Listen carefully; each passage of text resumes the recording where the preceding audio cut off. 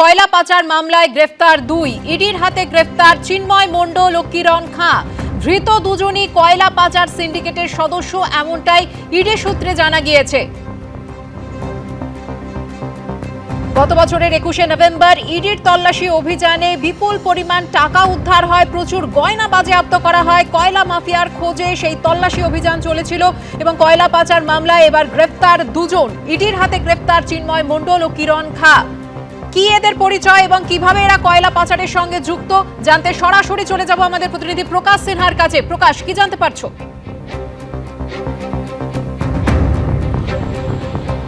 দেখো, যেটা ইডির তরফে জানানো হচ্ছে যে দুজনকে গ্রেফতার করা হয়েছে।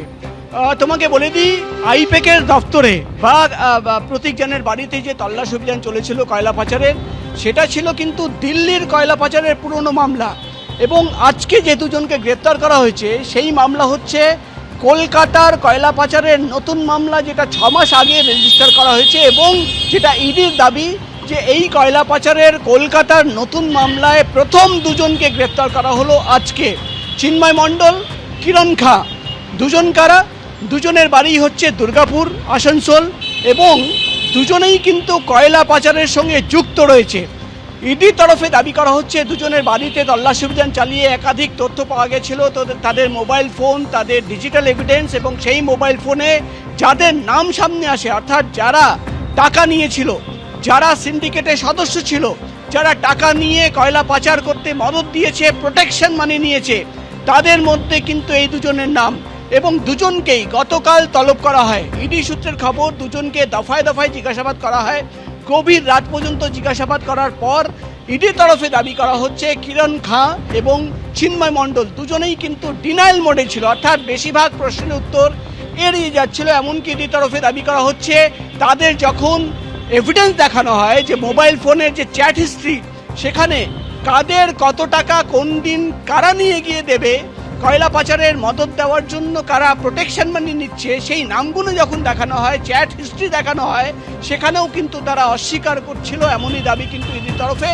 এবং তারপরেই কিন্তু সিদ্ধান্ত নেওয়া হয় কয়লা পাচার মামলায় এই দুজন, চিন্ময় মণ্ডল, কিরণ খাঁ, দুজনকে গ্রেফতার করতে হবে এবং গ্রেফতার করে কোর্টে তুলে তাদের নিজেদের কাস্টাডিতে নিয়ে এই গোটা সিন্ডিকেটের সঙ্গে আরও কারা কারা যুক্ত রয়েছে সেটা খুঁজে বার করতে হবে। খুবই তাৎপর্যপূর্ণ। তোমাকে বলে দিই, কয়লা পাচারের এই নতুন মামলায় গত সপ্তাহে তুমি জানো ম্যারাথন তল্লাশি অভিযান চালানো হয়। 10 জায়গায় একসঙ্গে ম্যারাথন তল্লাশি অভিযান চালানো হয়। টাকার পাহাড় বাজেয়াপ্ত করা হয়। 12টি মোবাইল ফোন, প্রায় 2000 পাতা নথি ডকুমেন্ট বাজেয়াপ্ত করা হয়। এবং যেটা বারবার ইডির তরফে দাবি করা হচ্ছিল যে টাকার লেনদেন, কারা টাকা নিয়েছিল, কাদের হাত ধরে টাকা গেছে। তুমি জানো একজন বুদবুদ থানার অফিসার ইনচার্জ মনোরঞ্জন মণ্ডল, তাকেও কিন্তু তলব করা হয়েছে। তার লেনদেনের হিসেব ছিল।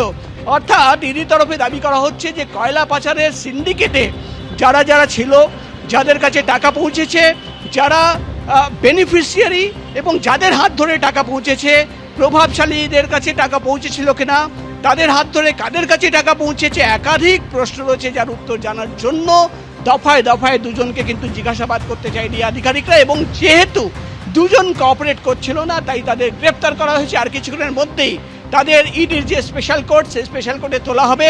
তাদের নিজেদের রিমান্ডে নিয়ে প্রথম তাদের হাত ধরে কোথাও টাকা গেছিল কিনা, তারা কত টাকা নিয়েছে, এই সিন্ডিকেটে আরও কারা কারা যুক্ত রয়েছে, কোনো প্রভাবশালীর কাছে টাকা গেছিল কিনা, এবং যাদের নাম ইতিমধ্যেই ইডির কাছে রয়েছে তাদের এক্স্যাক্ট ইনভলভমেন্ট কী ছিল, কারা প্রোটেকশন মানি নিল, শুধুমাত্র মনোরঞ্জন মণ্ডল নাকি তার হাত ধরে আরও অন্যদের কাছে পৌঁছে গেছিল টাকা।